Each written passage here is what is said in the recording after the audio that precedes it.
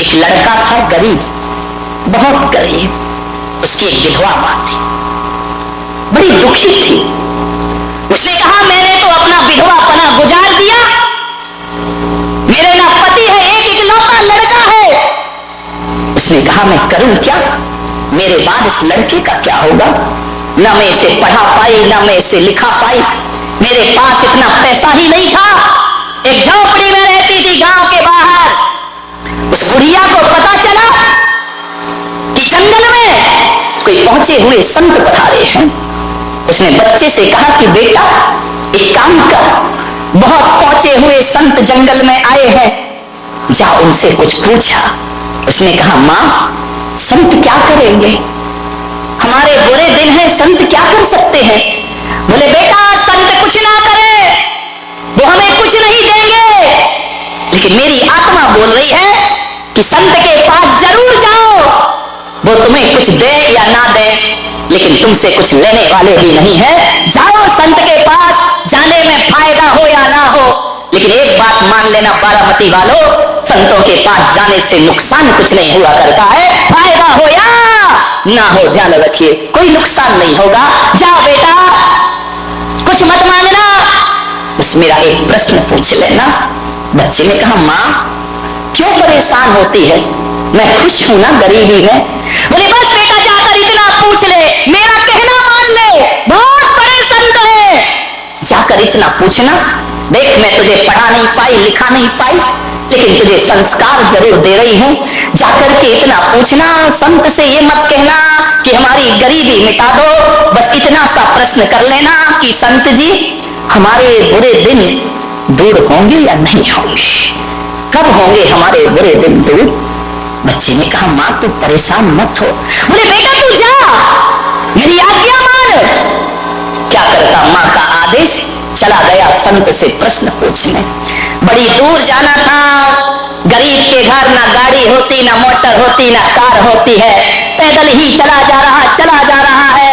शाम होने आई, एक गांव में पहुंचा, नगर सेठानी दरवाजे पर थी।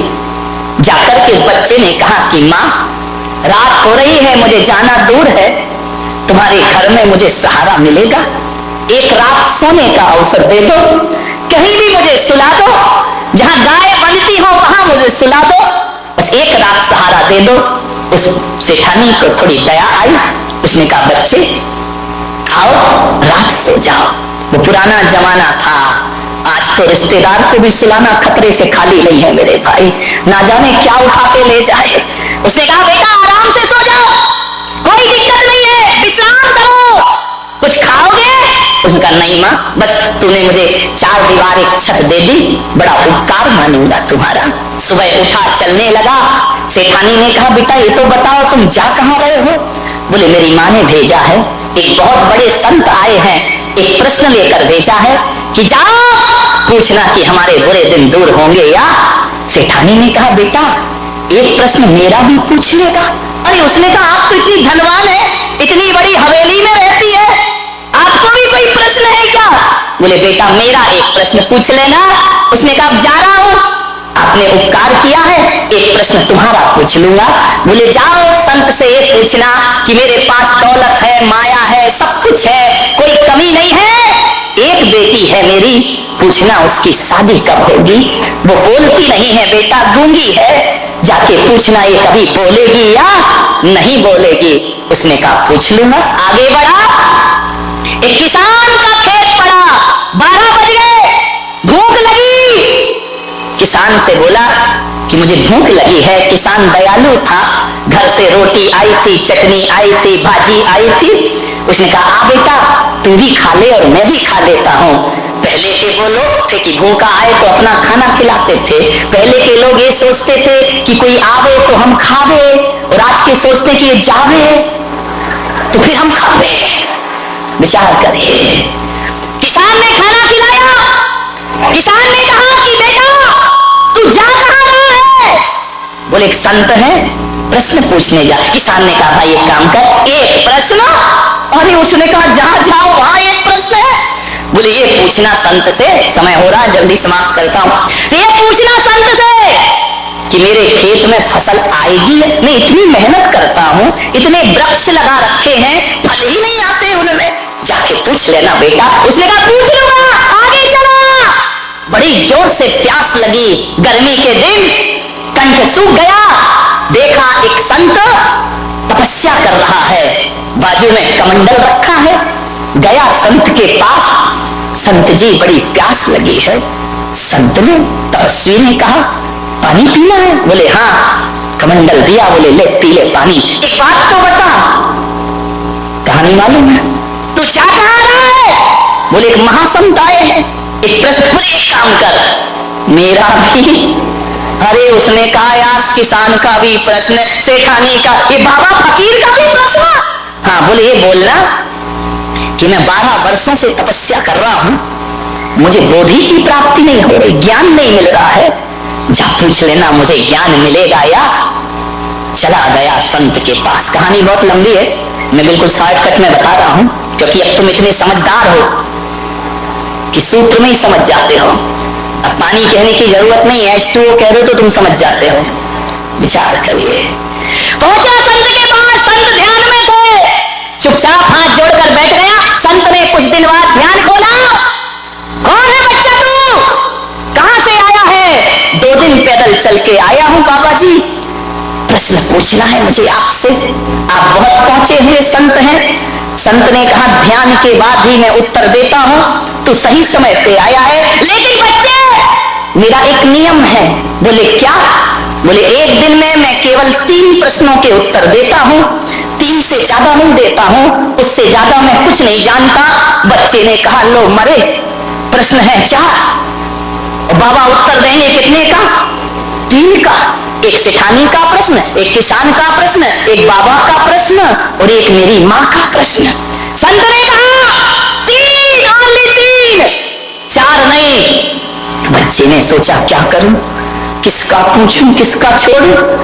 अब सेठानी का छोड़ देता हूं। नहीं भाई, उसने रात विश्राम दिया मुझे। उसने कौन सा गलत पूछा?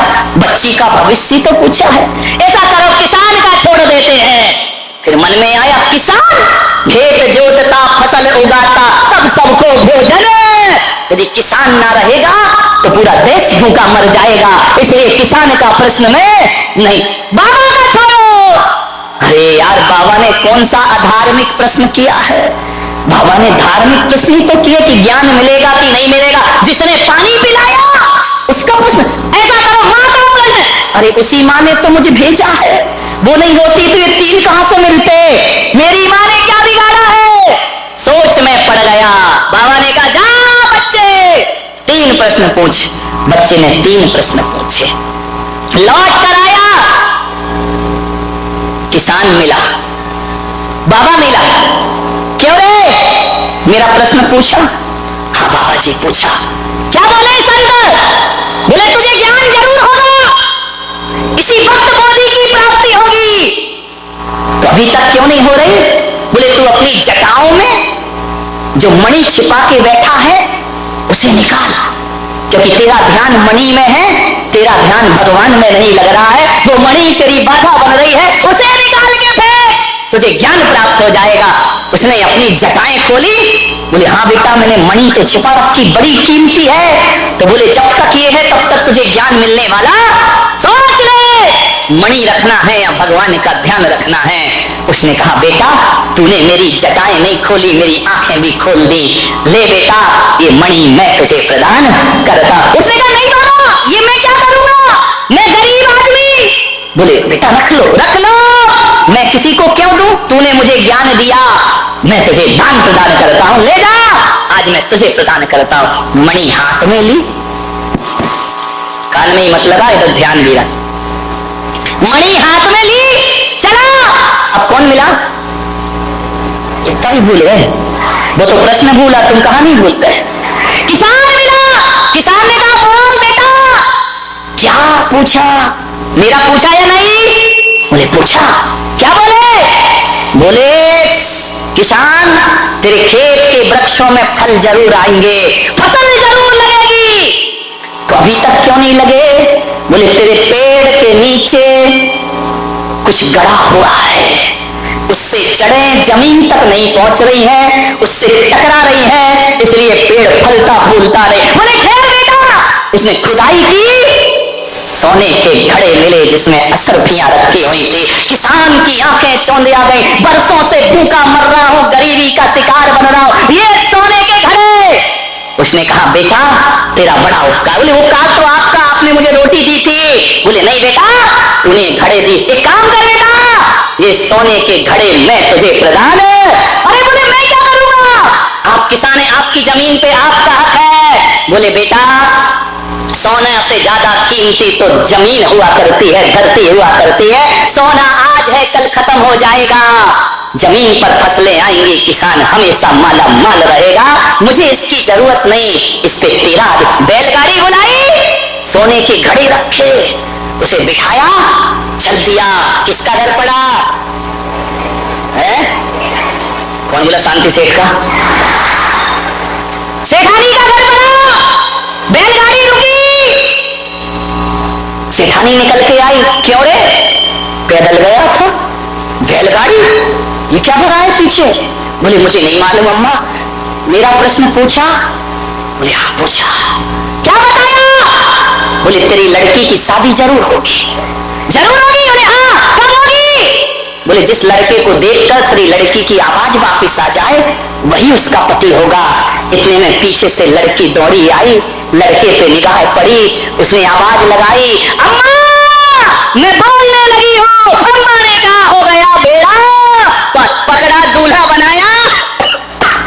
कौन बोला? विठ्ठल काश हम होते, कोई नगर सेठ का लाव लश्कर जा रहा होगा, दूल्हा बना लड़का, दुल्हन उतर रही है। माँ ने पूछा कहां से पधारे हैं आप? बोले पधारा नहीं, मैं तेरा बेटा। तू मेरा बेटा? पागल, ये कहां से चुराया? अब गरीब क्या सोचे, भाई तू वापिस कर क्या? मैंने तुझे मना किया, मैंने तुझे संत के पास भेजा था। बोल मेरा प्रश्न पूछा या नहीं पूछा? बोले माँ प्रश्न तो नहीं पूछा, लेकिन उत्तर साथ लेकर आया हूं। बोले क्या साथ लेकर आया है? बोले माँ देख, आज मुझे लगा कि अमीरों के घर में पैदा होके बड़ी बड़ी डिग्रियां लेकर भी आदमी वो संस्कार नहीं पाता जो माँ तुझ गरीब माँ से मैंने संस्कार प्राप्त किए हैं। माँ मैं संत के पास पहुंचा, संत ने कहा 4 में से 3 प्रश्न पूछना, एक प्रश्न छोड़ देना। बेटा किसका प्रश्न छोड़ा? माँ तेरा प्रश्न छोड़ा। बोले क्यों? बोले मेरे मन में आया कि अपने लिए तो सब जीते हैं, दूसरों के लिए जीकर देखो जीवन कैसा हुआ करता है। मैंने अपना स्वार्थ छोड़ दिया माँ। और देख माँ तेरा प्रश्न क्या छोड़ा? मैंने अपना स्वार्थ छोड़ा, उसका परिणाम आज ये सब संपदा लेकर तेरे घर में आया हूँ माँ। ये जो भी मिला है तेरे प्रश्न ना पूछने से मिला है, ध्यान रखिए। मान्यवर निजी स्वार्थ छोड़ करके जीने का प्रयास करो। जो मांगने से नहीं मिलता वो लुटाने से प्राप्त हो जाया करता है, ध्यान रखिए।